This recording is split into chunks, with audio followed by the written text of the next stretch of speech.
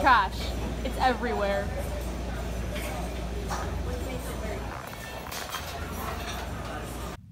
But what happens when it ends up in our oceans? It forms a patch.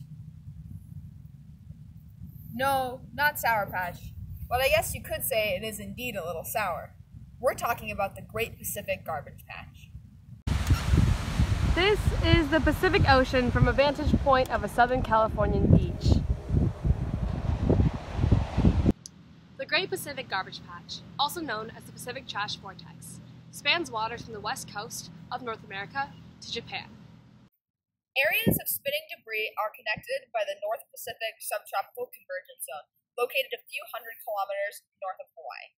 At this convergence zone, warm water from the South Pacific meets up with cooler water from the Arctic. This zone functions in moving debris from one patch to another. The debris in the Great Pacific Garbage Patch accumulates because a lot of it is not biodegradable. Many plastics do not wear down. Rather, they break into smaller and smaller pieces. When you think of a garbage patch, you usually think of an island of trash floating on the ocean. In reality, these patches are almost entirely made up of tiny bits of plastic called microplastics. Microplastics can't always be seen by the naked eye. The microplastics of the Great Pacific Garbage Patch can simply make the water look like a cloudy soup.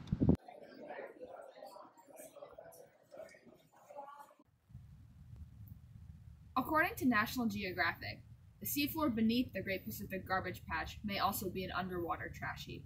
According to oceanographers and ecologists, about 70% of marine debris sinks to the bottom of the ocean.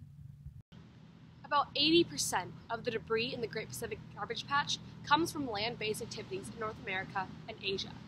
The other 20% of debris comes from boaters, offshore oil rigs, and large cargo ships that dump or lose debris directly into the water. The majority of this debris, about 705,000 tons, is fishing nets. Other unusual items dropped by shipping containers include computer monitors and Legos. While many different types of trash enter the ocean, plastics make up the majority of marine debris for two reasons. First, plastic's durability, low cost, and malleability mean that it's being used more frequently in consumer and industrial products. Second, as we said earlier, plastic breaks down into smaller and smaller pieces instead of biodegrading. In the ocean, the sun breaks these plastics down into tinier and tinier pieces, which is known as photodegradation. Scientists have collected up to 750,000 bits of microplastic in a single square kilometer of the Great Pacific Garbage Patch. That's around 19 million bits per square mile. Most of this debris comes from plastic bags, bottle caps, plastic water bottles, and styrofoam cups. Marine debris can be very harmful to marine life in the gyre. For example, loggerhead sea turtles often mistake plastic bags for jellies, their favorite food.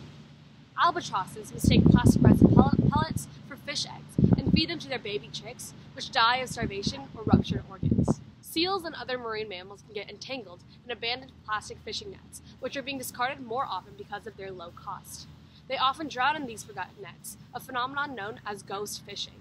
As microplastics and other trash collect on or near the surface of the ocean, they block sunlight from getting to plankton and algae below. Algae and plankton are the most abundant autotrophs, or producers, in the marine food web. If algae and plankton communities are threatened, the entire food web can drastically alter.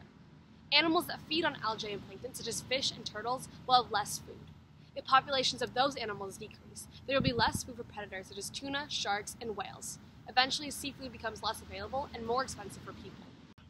These dangers are compounded by the fact that plastics both leach out and absorb harmful pollutants.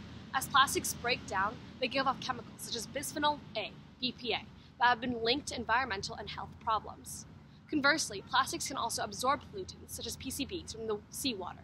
These chemicals can then enter the food chain when consumed by marine life, and then when consumed by humans.